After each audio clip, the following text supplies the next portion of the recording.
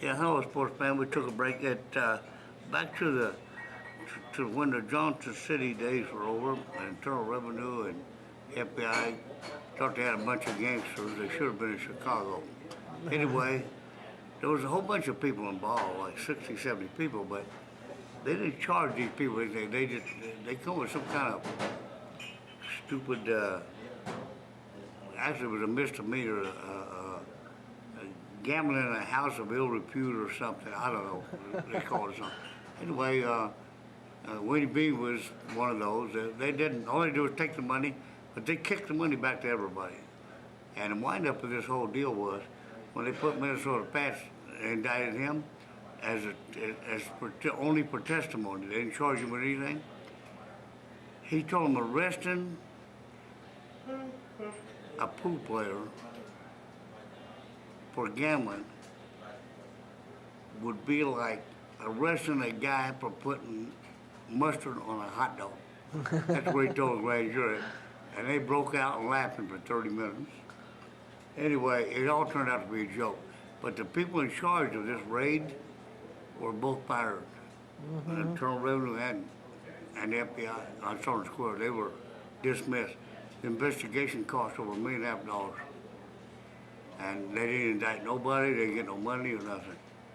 So, anyway, going from there, those days, now you got all these pool players running around like idiots. There's no tournaments. They thought we was going to have a tour the first time in history.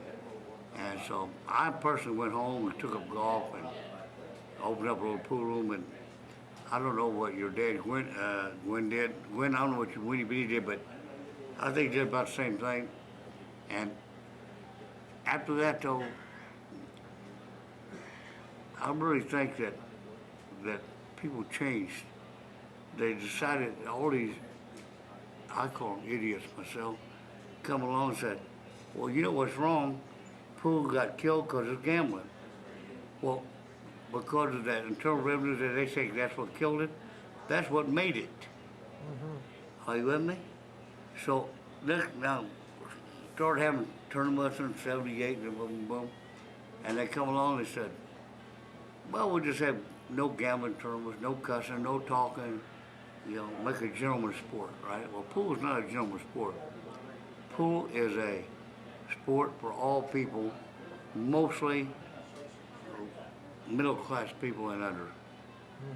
That's what pool is. That's the kind of sport. And you're supposed to have fun. Anyway, when we got to Johnson City, we was gambling hundreds. When we got to Stardust, we was gambling thousands.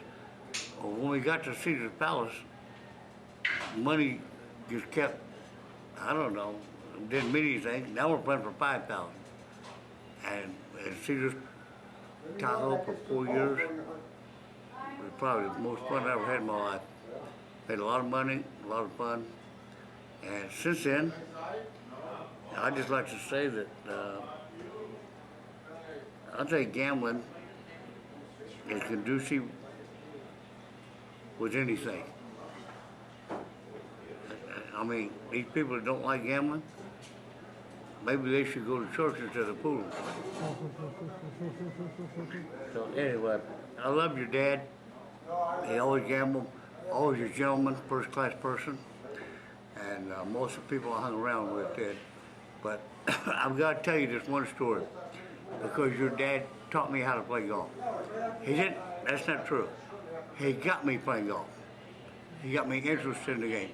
I was first interested when I was 21, but he got me interested after that. He said, all the money people at the golf course.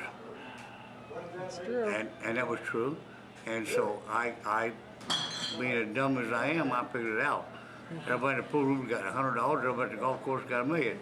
Anyway, I started playing golf. I learned the game, hand-eye coordination. It come natural to me.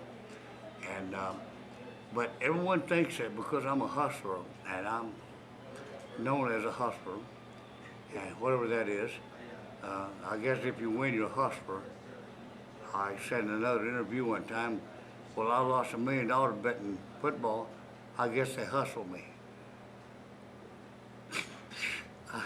I mean, I have to offer you a game, If you don't want it, you can walk out the door. I don't have no gun on you. Right, So you take the game, say, okay, I'll play that, and I win. Oh, I hustled you.